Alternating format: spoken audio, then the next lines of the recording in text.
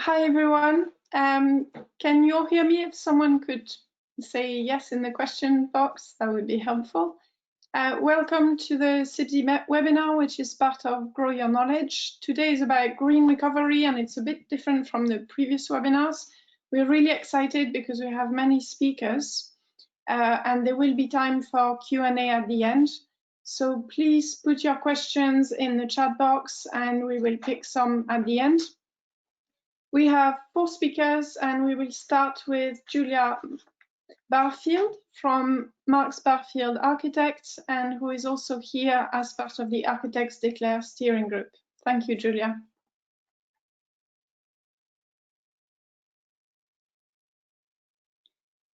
You should soon see her screen. Can everybody see Julia's screen? I can't, so Yep, we can see the screen. Okay, great. Okay. Well, good morning, everybody. It's great to be here. I'm going to be talking about the Architects Declare initiative that was started a year ago by Steve Tompkins and Michael Paulin. It's basically an initiative that I'm trying to go to the next slide. Is it going to take a while to get to the next slide?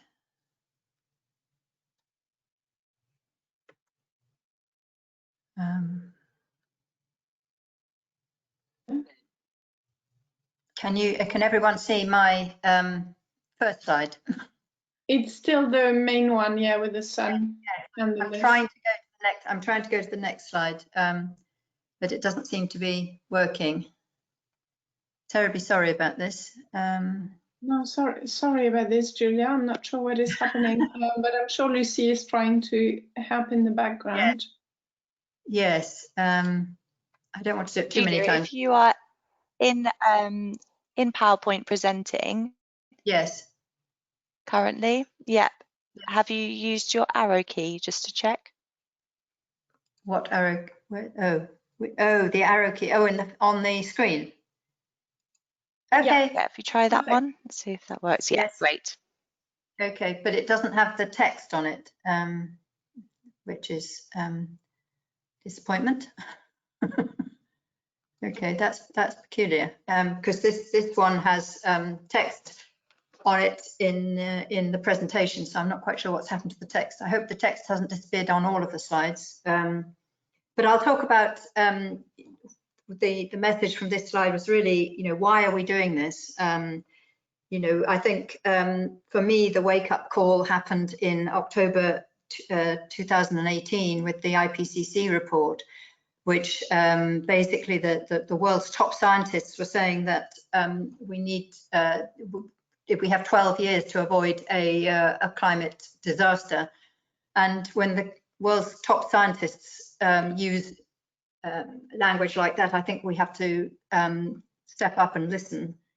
And why we need to do it is also because the construction industry, as probably hopefully most of us know, accounts for about 40% of the energy and carbon emissions that from this country. So we as a industry have a huge responsibility to try and reverse that. So Architects Declare was set up as an initiative calling for urgent action in response to this, as a network of practices and companies to come together to share knowledge and tools and best practice and support each other to deliver a declaration. Let me see if this works.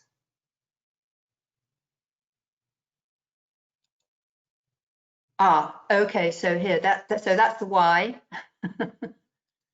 and that's the how. But I'll move on now to the next slide, just in case anyone was in any doubt about the why.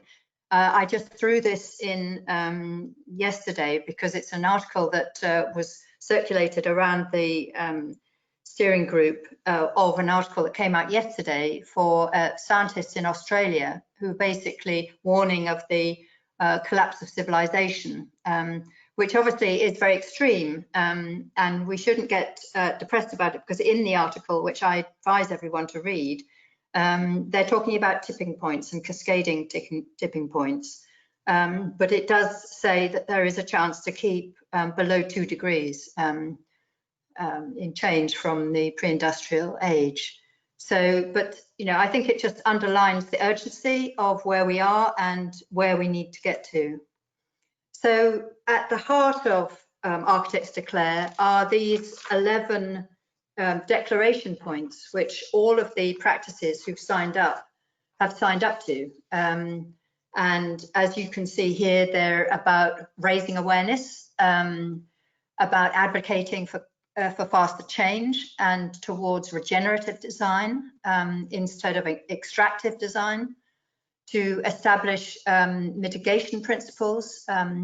And we've already actually had some influence on some prizes, particularly with AJ. The AJ 100, instead of being about just how big and commercial practices are, they're now talking about measurements which are to do with how well they're performing in terms of the climate emergency. We're wanting to share knowledge and research on an open source basis to all of our signatories, encouraging signatories to evaluate all new projects against the values and the restrictions of the planet,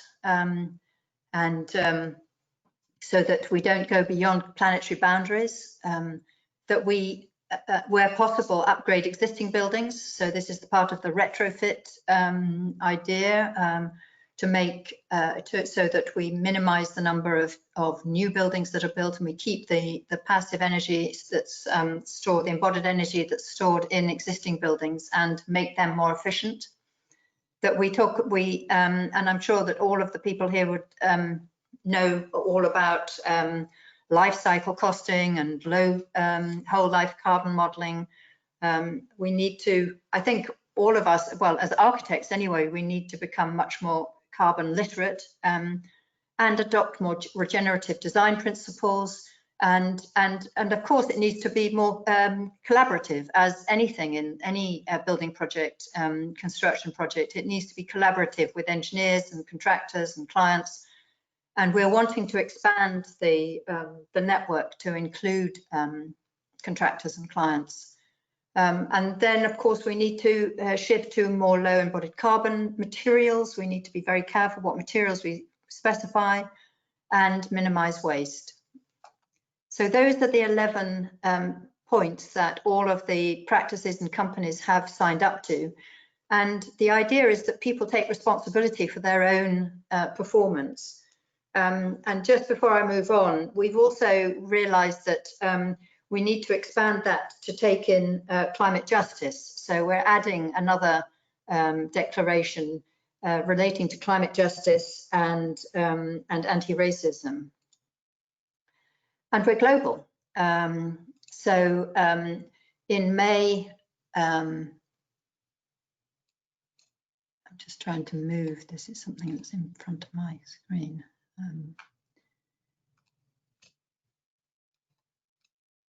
In May, a year ago, we set up, and now we have 936 practices who've signed up in the UK. And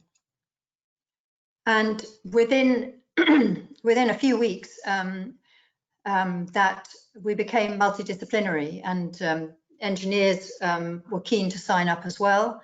So we have 162 structural engineers who've signed up Structural Engineers Declares, and they're all companies. This is big, and a lot of the very big companies as well. So 100 have signed up as civil engineers, 77 have signed up as building services engineers. We have 117 from landscape declares. And then there's the architectural educators, and these are more individuals. So there's a larger number of 2,330 architectural educators, and that's throughout the world, who've signed up to a similar declaration.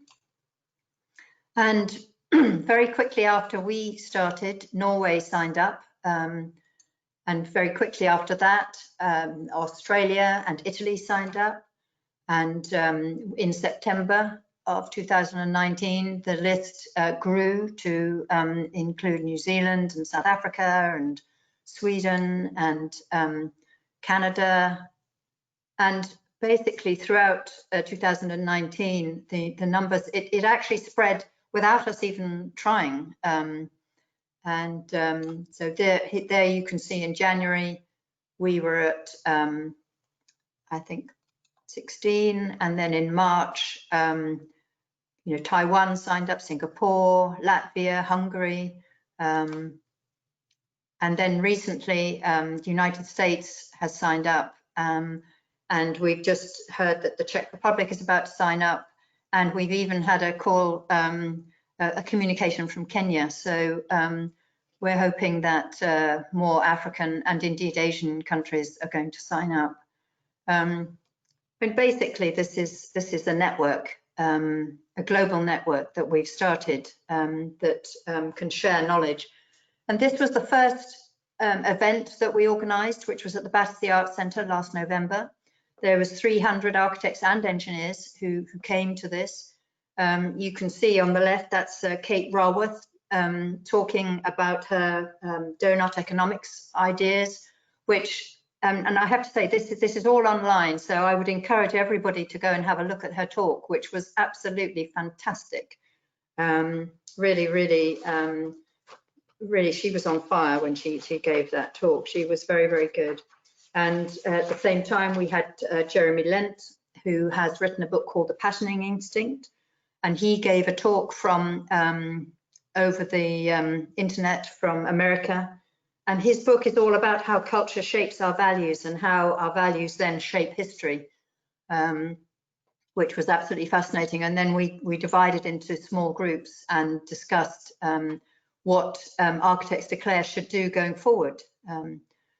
We share knowledge. So this was an event that was organised at Fielding Clegg Bradley Studios in April, before the lockdown, on embodied carbon, which is also online. So we're sharing all of these things online, and was really excellent as well. And this was our first international meeting that we had in April, which was very empowering. We basically, all of the countries who'd signed up had made a little presentation about what they're doing, and it was very exciting to know that all of these people have signed up and are really putting huge amounts of energy into making sure that they can expand the network and keep to the declarations. And this is just an idea of some of the people that we're collaborating with. And this presentation was put together quite quickly, so I really should have included CIPSE in this, but so it's not complete. It's a kind of work in progress, but you can see that we collaborate quite closely with LETI, the London Energy Transformation Initiative, and indeed on the steering group we have Clara, who's one of the main people behind that. And in fact, on the steering group, we've tried to make sure that it's as diverse as possible, not just architects, but engineers as well, professionals from different genders and racial backgrounds. And currently there's 13 people on the steering group, but that will be changing as people rotate. So some of the initiatives that we've done since then are we've supported LETI in their efforts to government to change or to tighten up on the Part L regulations. We've supported ACAN, and we've got 2 ACAN members on our steering group as well. in their initiative to encourage timber structures. We're also supporting the change of VAT on retrofit buildings. And on top of that, we have started an initiative which is a strategy for change, which we are going to be sharing very soon with everybody. We've written an open letter to government from which is actually from Construction Declares, because Mike Cook from Bureau Happold, he's on our steering group as well, and he's been very active in contributing to the letter that will be going out imminently. We've sent it to the AJ, so no doubt it'll be put out very soon. And we've really tried to put a letter together which is all about the green recovery and talking about the mass retrofit that needs to happen, the fact that all new buildings need to be much, much more stringent in terms of their use of embodied carbon and the materials that they use, but also pointing out that a green recovery can be very beneficial in terms of the creating new jobs that are desperately going to be needed as fossil fuel industries of necessity retreat. This is the kind of thing that can actually create new jobs. So we're suggesting that the VAT is reformed on the refurbishment of new buildings, that there's an emergency plan for decarbonising our electricity supply, that we reinstate and update the zero carbon buildings programme, that we have fiscal measures to discourage harmful materials. But more than that, we also, in our letter, have encouraged the government to change their mandated figures, which are currently at 2050. So we are encouraging them to go to 80% carbon emissions reductions by 2030 and absolute zero by 2040. We are encouraging them to have a Future Generations Act, to reform the Companies Act, to make companies responsible to stakeholders, including environmental life support systems. We're encouraging the restoration of nature and a law on ecocide. So we're kind of we're investigating professional radicalism, I suppose, and seeing trying to do things that are what is necessary rather than what is possible in terms of the urgency of this ecological and climate breakdown that's coming our way. Thank you, Julia. Thank you. I'm afraid we're going to have to move on. That's fine. Have a final point. Well, this is just talking about how we want what we're going to do next, and we're just going to continue to strengthen the network and to try and influence government. And I think we're intending to become more present in the media and helping and encouraging all the practices and companies that have signed up to meet the obligations that they've signed up to. Thank you. Great. Thank you, Julia. Thanks. So now we will move on to Ben Brown, who is Head of Policy and Insight at the Landscape Institute. Thank you, Ben. Hi, everyone. Yeah, good to be here. Thanks for having me. So, yeah, I'm Ben from the Landscape Institute. For those, I imagine many of you know who we are, but just for those that don't, we are the chartering professional body for landscape architects and other landscape professionals. So our members are the guys that do the bits in between the buildings, or occasionally on the buildings, if you're talking about green roofs and living walls. And for perhaps obvious reasons, climate change is an important issue for many of our members, but in particular, last year, 2019, we as an institute declared both a climate and a biological diversity emergency in light of reports by both the International Panel on Climate Change and IPBES. So we published our action plan responding to our emergency just last month in May. As part of that, we announced a commitment to be net zero ourselves as a corporation by 2029. And we also announced the beginning of a range of actions that we're going to be taking to try and encourage our sector to be the best that it can be in responding to these emergencies. Now, today, focus obviously just on particularly the green recovery post COVID. And I suppose the point I want to make here is that we have been here before. I've blocked the end of the chart here accidentally, but we are currently in a recession, or very soon to be, depending on the data sources. And it's not been that long since the last one, 12 years actually. So this isn't anything new. But the important thing to remember is that we probably won't get another one if you believe the report by the IPCC rather. 12 years is the is the estimated time to avoid a climate catastrophe. Recessions come around roughly every 12 years. So how we respond to the recession that we are currently in or due to be in needs to be the best it can be, because it could be the last one. On the subject of things that come around in cycles and the fact that we've been here before, it has been also exactly 12 years since the Landscape Institute published its last set of action plans on responding to climate change. I did have a whole piece on what else is exactly the same now as it has been 12 years ago, but I started to depress myself, so I'm not going to dwell on that. But we have been here before, obviously, as many of you will know. So how do we respond to both the COVID-caused recession that we're currently in and the need to take action on climate change? Well, first of all, I would say that actually there needs to be 3 levels of response here. So it's clear that we need to take an action on climate change. I mean, Julia's given several good reasons why, and I think everyone on the call will agree with that. And we need to get the economy going again post-COVID. That's obvious. But I think this recession is slightly different, or will be slightly different to the previous one, because of the nature of the recession, the nature of the cause of it.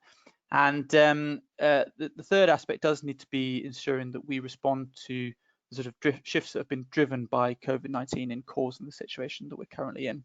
It isn't, I think, going to be enough to simply do a green recovery. It needs to be sensitive to the COVID context, and in particular, whilst those COVID impacts are at this stage a bit unclear, we do know that it's causing new health challenges, new lifestyles, and changes to people's ways of working. Changes to the public realm currently going on in a temporary sense, but some of those will be permanent.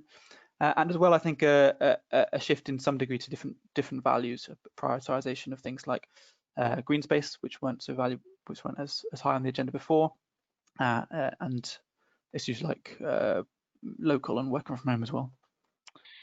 So, and just to say as well, those Venn diagrams where they cross, that top overlap between climate change and economic stimulus, it is for me, I think, a sort of minimum bar here. And it's a no-brainer really, and it's the sort of minimum viable product, if you like, that we need to get out of this.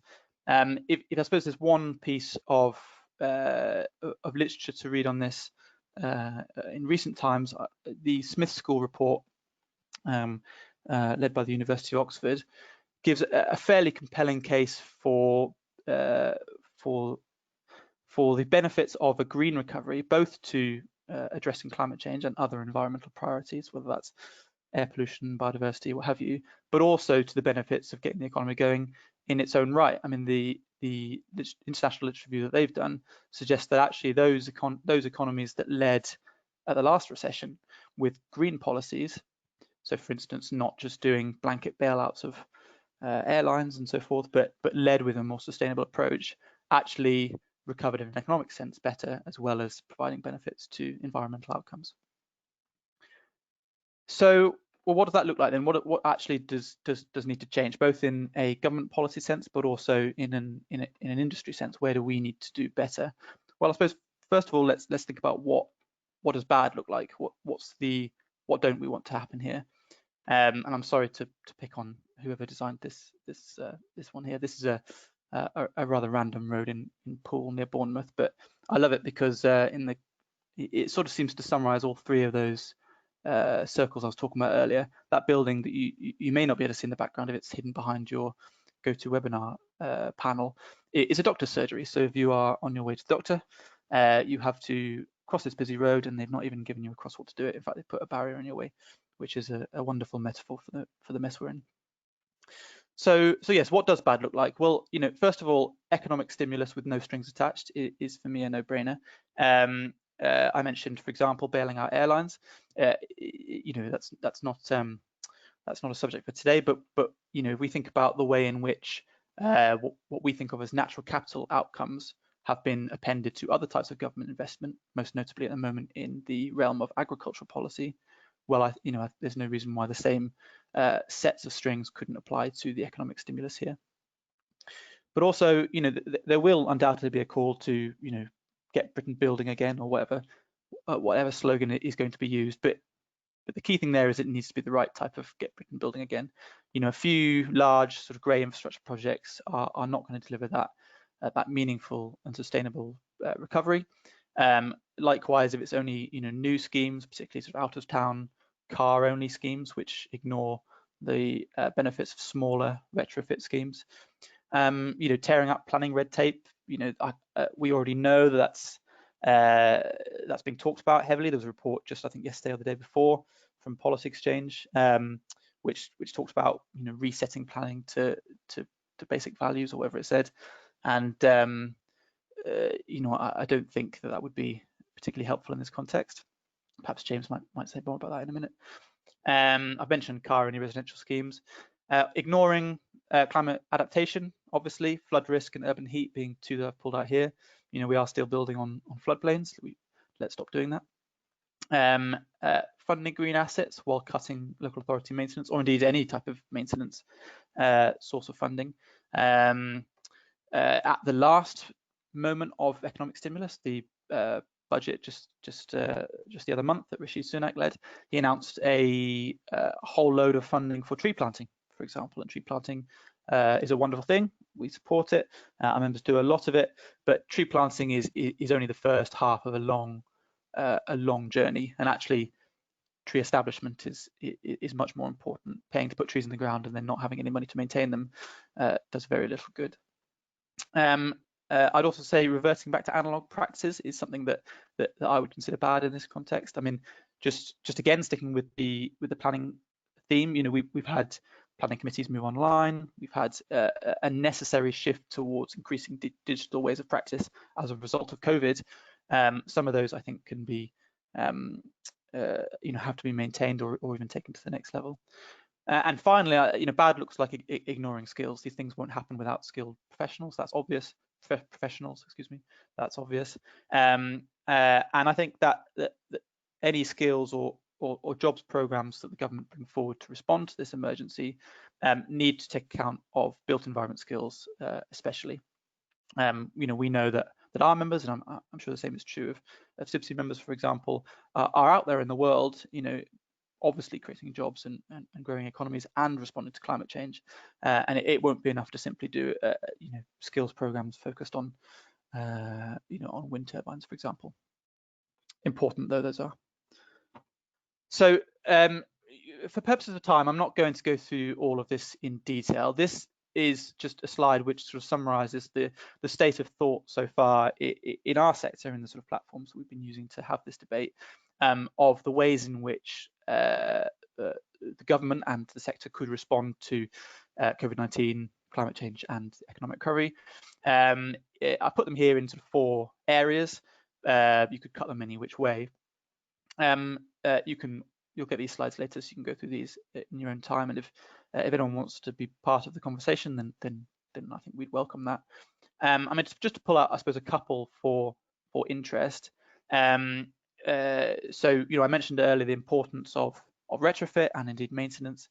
I mean, we've seen as a part of this crisis the increasing importance of things like promoting active transport, so cycling and walking, and the importance of having those types of services locally. So not having to, to drive somewhere to get your weekend cycle in, but being able to travel to your local park, doctor's surgery, place of work, or what have you, by sustainable means.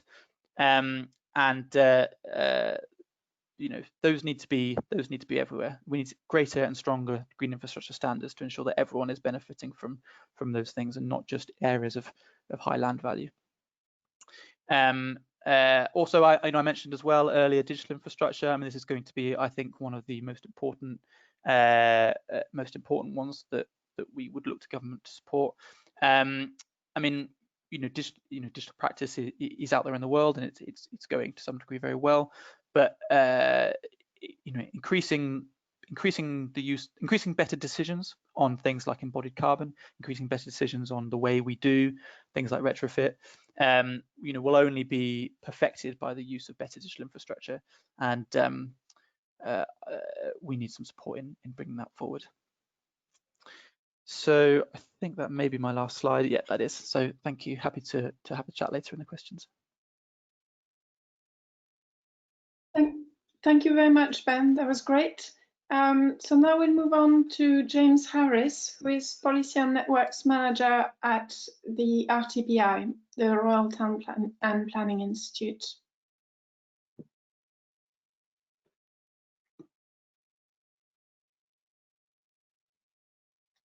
Hi, everybody. Great to be part of the event. Let me just pull this up. There we go.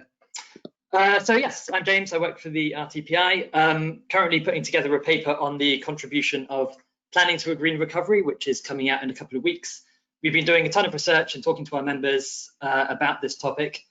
And, important to say at this point that we don't have all the answers yet because it's such a rapidly changing situation. But I'm just going to run through to begin with 4 important themes that I think kind of built environment folk need to keep in our mind as we talk about the green recovery. So the first one is health, well-being, and inequality. So we know that COVID-19 has, affected all of us, but the impacts have been greatest on those already living in poverty, and especially Black, Asian, and minority ethnic people. I mean, there are a number of reasons for this, but several are directly related to the built environment. So we know that those living in overcrowded and poor quality housing will have found it extremely difficult to isolate during this time, and may have been especially vulnerable to COVID due to pre-existing health conditions caused by where they live, things like damp, mold, local air pollution, stress, and obviously beyond the home as well at the neighborhood level. In disadvantaged communities, there will have been problems accessing green space, shops which sell healthy and affordable food, limited space outdoors for walking and cycling, things like that. And as the health crisis evolves into a kind of broader economic crisis, it's really important to remember that inequality could very easily get worse, both within and between places.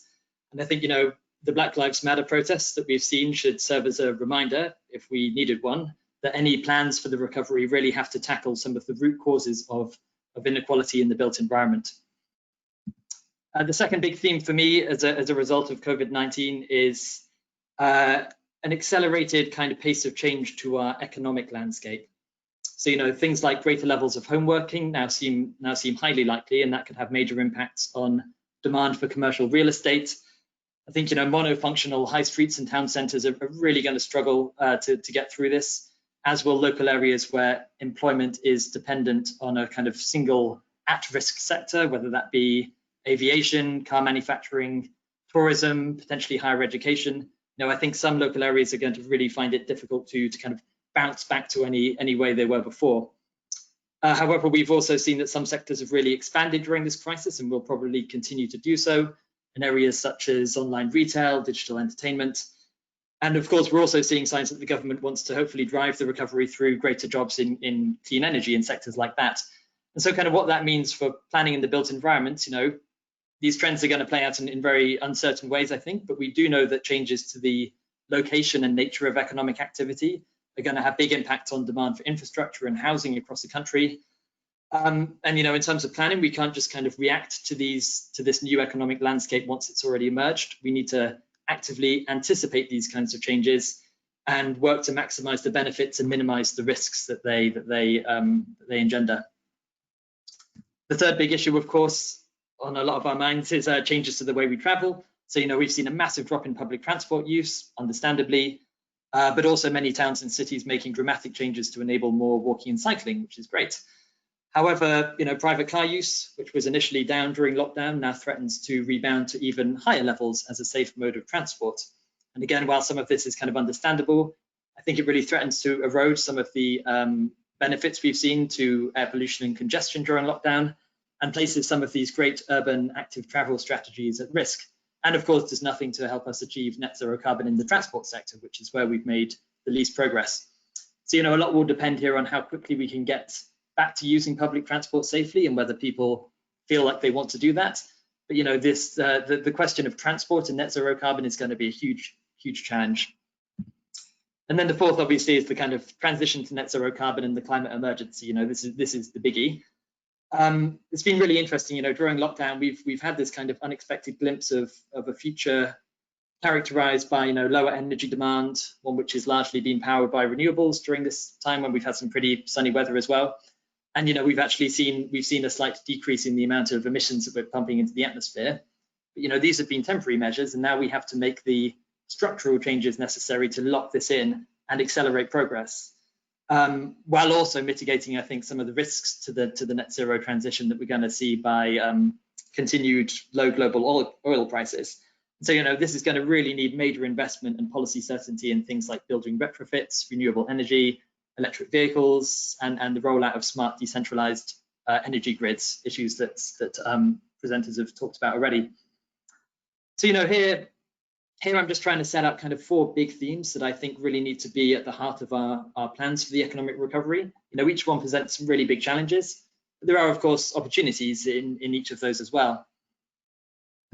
So what does the recovery look like? We know that government's going to continue pumping money into the economy, and that's probably going to get a lot more targeted and specific than it has been already. And you see on the right of the screen as well, we've just, this huge range of organizations and experts from all over the place, kind of demanding that this stimulus be directed towards things which make society more sustainable, more resilient, more inclusive, and that's really great.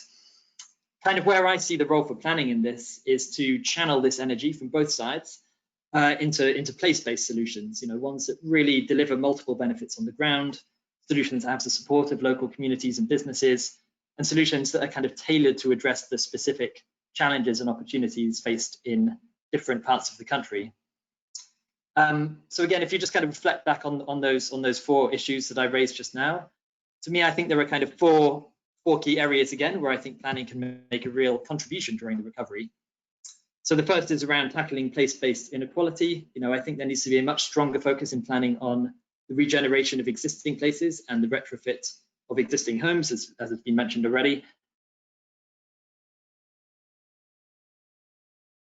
Alongside delivering, a more diverse range of providers and having that be located really within our existing towns and cities rather than scattered all over the place. A huge role for planning in tackling inequality in terms of access to essential services and amenities, including the strategic planning of green infrastructure networks across our towns and cities. Secondly, that point around the kind of green industrial revolution that we're hopefully going to see. I really want to see planners working with businesses that will be at the forefront of this shift towards a zero carbon and circular economy, actively planning to meet the land and infrastructure needs of those sectors. Thirdly, we got to absolutely keep the focus on sustainable mobility. This means turning kind of temporary measures that we've seen to support walking and cycling, integrating those into really long-term place-based strategies for how we move around. And ensuring that new public and active transport infrastructure is delivered in advance of any new development, given the challenges that are going to face the public transport sector. And lastly, as well, just a key role for planning and coordinating the deployment of zero carbon infrastructure within the built environment, whether that be district heat networks, electric vehicle charging points, energy storage, green infrastructure. The list goes on, but planning plays a really important role in coordinating and delivering that into place. And the kind of reassuring thing for me, I think, is that I really think planning can do this. Every time we do awards every year, and we're just flooded with examples of planners working with community groups, visionary developers, other built environment professions, making real changes on the ground to make places more sustainable and resilient and inclusive. But at the same time, I'm so conscious that this takes place against the backdrop of almost a decade of austerity now and a really severe lack of investment in kind of proactive planning. And sadly as well, kind of, elements of government that I think still seem to see planning as a kind of in a very limited bureaucratic and regulatory way, and it was alluded to by Ben just now, earlier in the week, we've seen headlines that again kind of indicate that government is gearing up to kind of once again try and reform planning to in a very kind of limited way, just looking to kind of strip back some of the regulation and drive a kind of predominantly private sector led model of housing delivery. And this just doesn't kind of get to the heart of what planning can achieve here. It's planning is something much broader than that. It has its roots in public health. The current system that we have emerged from the need to rebuild the country after World War II. And I think with all of the challenges that we face now, and with the climate and ecological crisis, right around the corner, if it's not with us already, surely this is a time for better planning, not less planning. So what we're trying to do in our ongoing work, and this is kind of in development as we speak, is try and show that planning in its broadest sense already has so many tools that we need to support a green recovery. It has the mechanisms in there to listen and engage with local communities and businesses about their concerns and needs and aspirations kind of during that have emerged from this crisis, which I think are really important. And so much more needs to be done to make sure that engagement is done in a proper kind of way that engages with diverse communities. But the processes and systems are there, which is great. Secondly, planning is a way to create a proper long-term vision for the future of a place, one that balances different economic, social, and environmental objectives and helps, again, specific places navigate through a future which is really going to be characterized by increasing levels of risk. Thirdly, it's the kind of best mechanism we have for coordinating the delivery of all the different types of infrastructure and investment that's going to be needed to support growth and regeneration. Make sure that it actively contributes to places which are more sustainable and more resilient, rather than kind of slowly eroding and chipping away at that. And lastly, planning is one of the best ways that we have to provide flexibility and adaptability in these kind of very uncertain times, while making sure that we have the right checks and balances to make sure that kind of these little tweaks that we're making on the ground don't undermine our wider objectives. So this is what we're doing at the RTPI and in partnership with other built environment professional bodies, is kind of just trying to understand and set out the changes that we need to see to enable planning to deliver all of this during the recovery, to kind of be the best that it can be, do it in a more consistent way, and do it on a scale which is really commensurate with the urgency of the climate and ecological crisis. So you kind of watch this space at the RTPI for, we've already done a lot of work on these topics, but we're going to be publishing more in the coming weeks. And yeah, it's been great to hear the other speakers say so much that kind of resonates with what we're concerned about at the RTPI. So yeah, great to be part of this, and look forward to the discussion to follow. Thanks very much. Thanks a lot, James.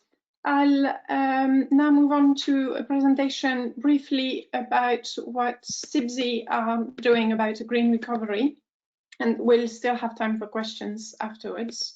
So you should now see my screen, hopefully. Yes. So CIBSE, as of yesterday, published a briefing on the green recovery, and it's articulated around 3 key points, 3 key asks of government, really. The first, and it sounds basic, is that we want a clear commitment from government to embed climate and environmental and health objectives in recovery plans. It sounds very simple, but we think it really needs to be very, very clearly stated and maintained in the next few months.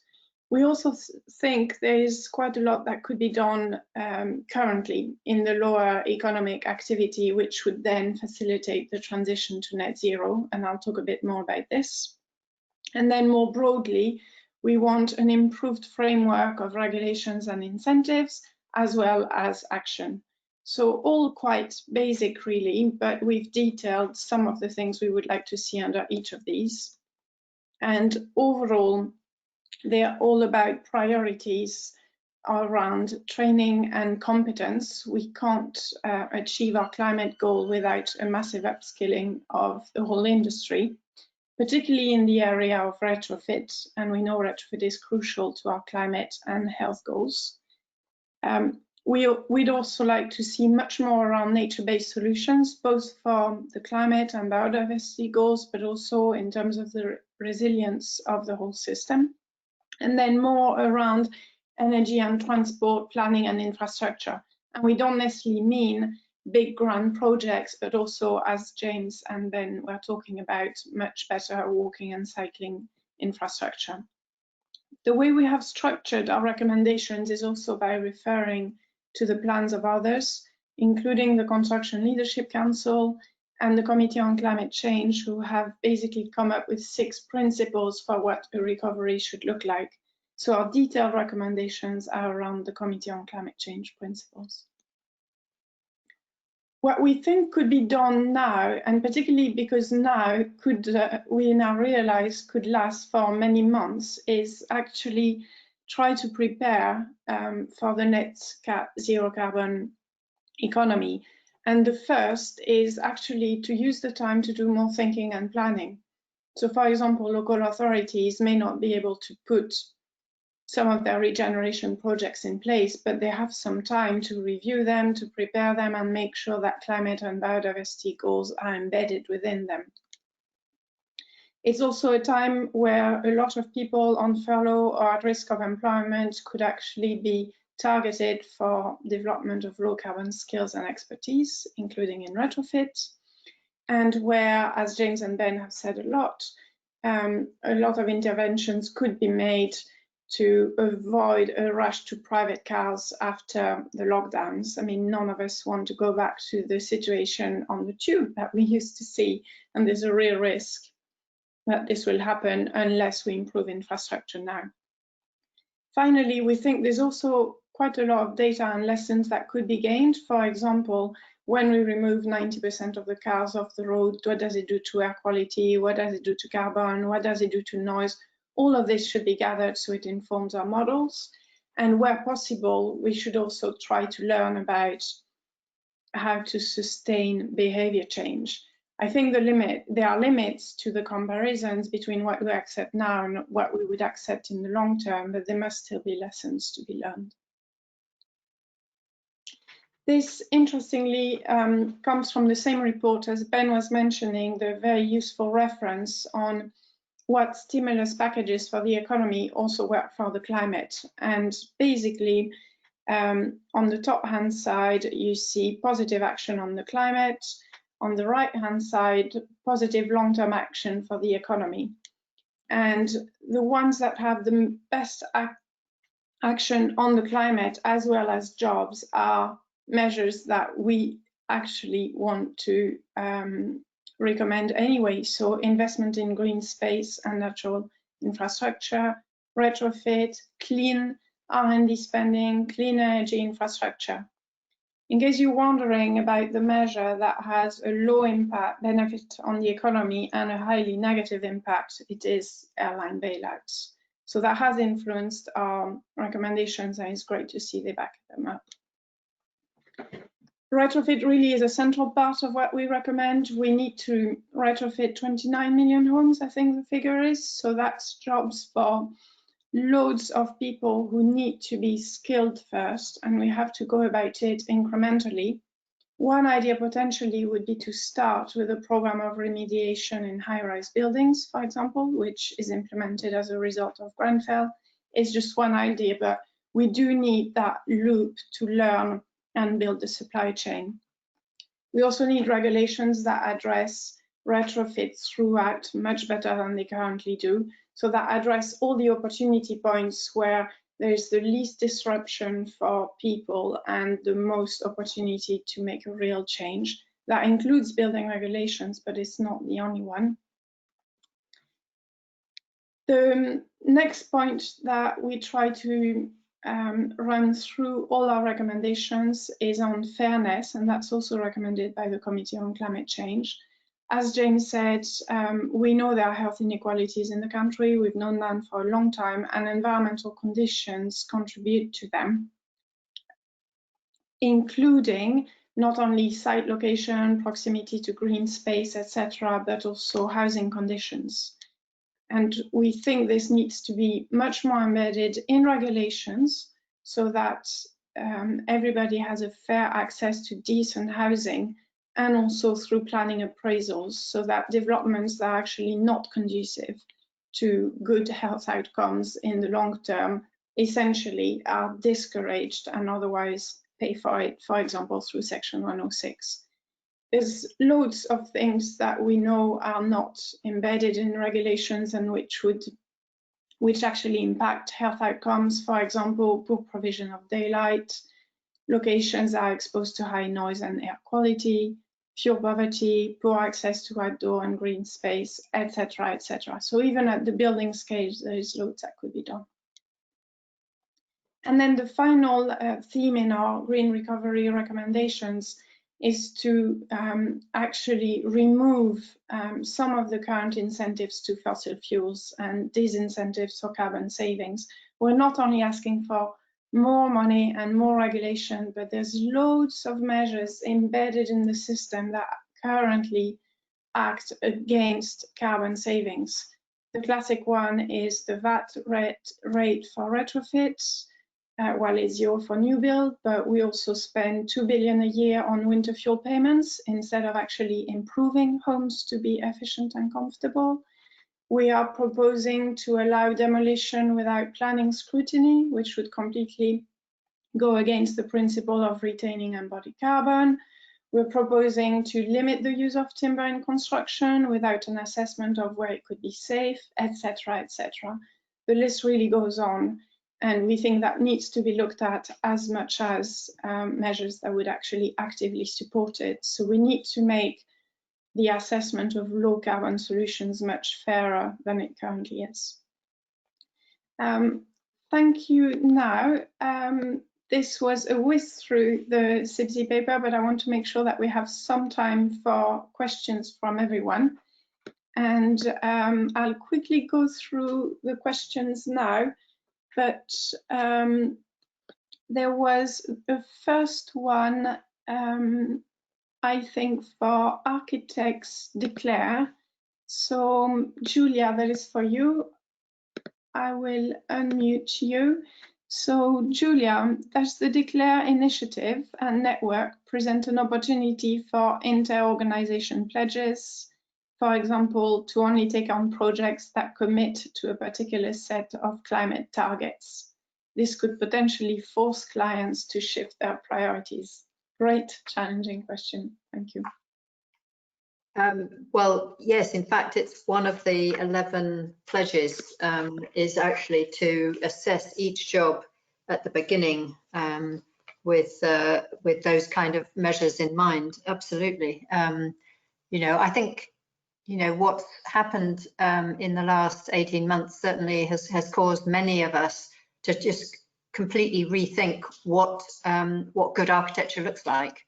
And it's certainly not to do with style, it's to do with what it gives to society and what it takes in terms of embodied carbon and in use carbon. Yeah, and I think it's quite interesting how a lot of the things that we have always advocated for example, outdoor space, access to green space, actually we can clearly see are even more important in terms of at times of crisis, but clearly they benefit at all times. Yeah, absolutely. James, there's now a question for you. So I think you are already unmuted. James, do you think the planning system would be improved with the enactment of appropriate legislation? For example, the Floods and Water Management Act of 2010, enacted in Wales, but not in England. Yes, yeah, I mean, if it's in terms of measures to overcome some of those remaining barriers to getting studs into new development, absolutely. I mean, yeah, it's just been one of those areas where I just think we've in England kind of created some unnecessary barriers for ourselves in terms of kind of facilitating the deployment of green infrastructure in SUDs and integrated water management. We've been doing a lot of work with some of the other professional bodies who are kind of more active in the kind of water sector to try and address those. So yes. Yeah, Great. There's a very interesting question on education, so I guess it's for all. As a student, do you have, as professional bodies, any plans to work more closely with the education sector to encourage a green recovery approach and develop skills of students in this area? Ben, I think the Landscape Institute are doing quite a lot generally on education and skills, so maybe you want to start? Yeah, sure. Well, it's a really good question because yes, this has to be a part of the solution, obviously. Yeah, so I mean, higher education needs to be teaching these subjects more and embedding them into built environment courses, absolutely. But also, I think we have an obligation as professional bodies to ensure that we are building these issues into our accreditation.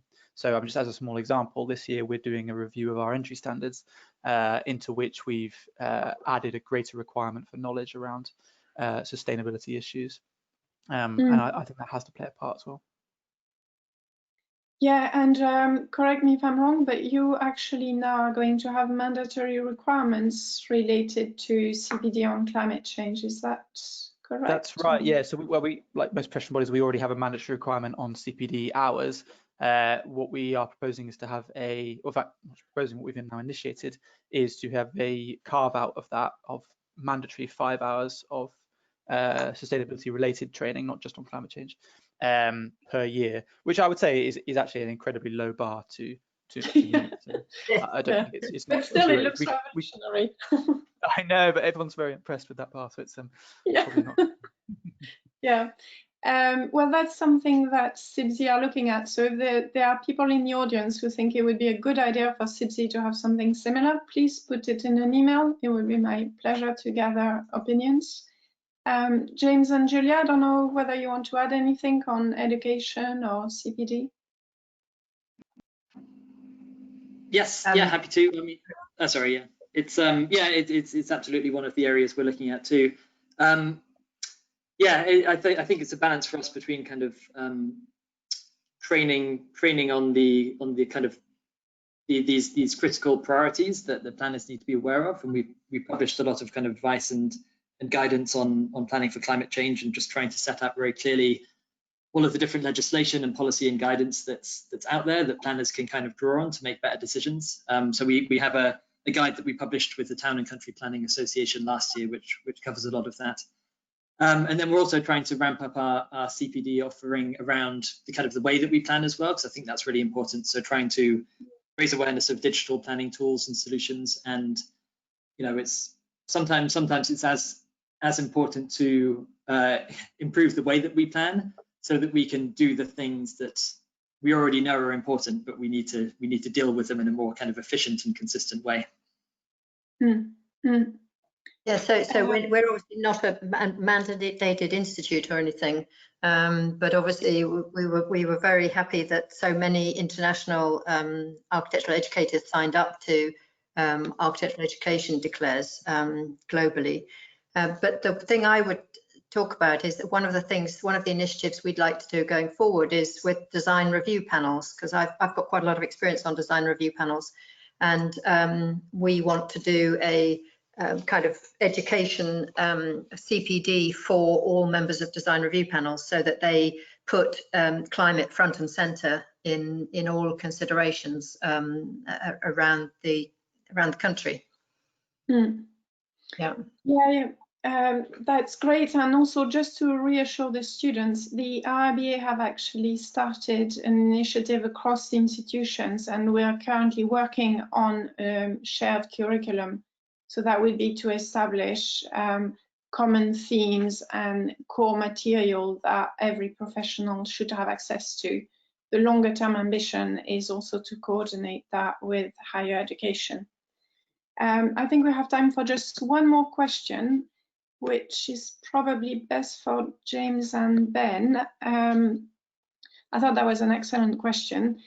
Green infrastructure can be seen as part of the commons. How can we ensure that it remains in our collective hands? Have your institutions or yourself given any thought to that? Yeah, well, I'll go first if you want.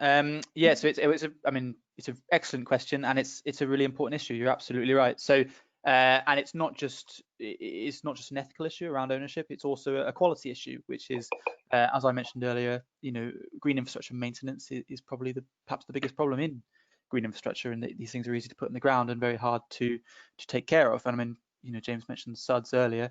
If SUDS were as easy to take care of as a giant concrete hole in the ground, then we'd probably see more of them. So it is essential to getting better green infrastructure as well as for community ownership in its own right.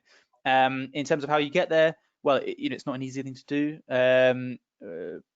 Obviously, more support could be given to things like community ownership models and things like community investment models as well. So there's some really exciting activity going on there in the community energy space, for instance. Greater support for other stewardship models like community-owned trusts. Yeah, it's not easy, but it's important. Thank you. Yeah, I mean, one of the things that we're looking at is, I think it's becoming, so evident during lockdown that, green infrastructure and green space is just as critical a form of infrastructure as our transport, as our utilities, as our health and education infrastructure. But it is governed and funded and invested in a much more fragmented and kind of complicated way. And so alongside the need to ensure it's kind of owned and maintained in perpetuity for the public interest, we're interested in the kind of governance angle. How can we plan it into our urban areas with the same rigor that we do our other types of utilities networks? And considering that a lot of utility providers generate a huge amount of benefits from the provision of from having green space in cities to soak up rainwater and to mitigate urban heat island effect and all of that kind of thing. How can we channel some of the money that's currently spent on grey infrastructure and can actually redirect that into green? So it's kind of those questions of governance and finance are, I think, they go hand in hand with the issue of kind of how do we, the points that Ben raised about how do we ensure that the kind of legal ownership of them is one that ensures public access and kind of operates in the public interest. And have you seen good examples through local plans or Section 106 on individual schemes, for example, of how that was addressed? Yeah, I mean, there's been some, I think, off the top of my head, I can't remember the names, but there are some cities that have made real strides. Probably Ben knows them better than I do about placing, trying to place all of their green spaces of varying sizes into a single kind of land trust model, essentially. And then when you do that, when you get the economies of scale for that, I think is it potentially Leeds or Nottingham? I think is looking into it. Don't know either of those two, but I mean there are good examples. They tend to be the new cities and garden towns like your Milton Keynes and your Letchworths and so forth. Yes. I mean, interestingly, the TCPA, Town and Country Planning Association, are doing a piece of work looking at stewardship at the moment in this arena. And there is, I think, a really interesting question about to what extent this is mandatory through the planning process. I think that's probably a legal question, which is beyond my expertise. But yeah, it would be wonderful if that was part of the solution. Yep. Thank you. Well, I think we've already run out a little bit, so thank you very much to all the panelists, and a virtual clap to you all. And this will conclude the webinar, I'm afraid. Thank you all. If there are questions that haven't been answered, I have the list and we'll put an FAQ. Thank you. Bye-bye.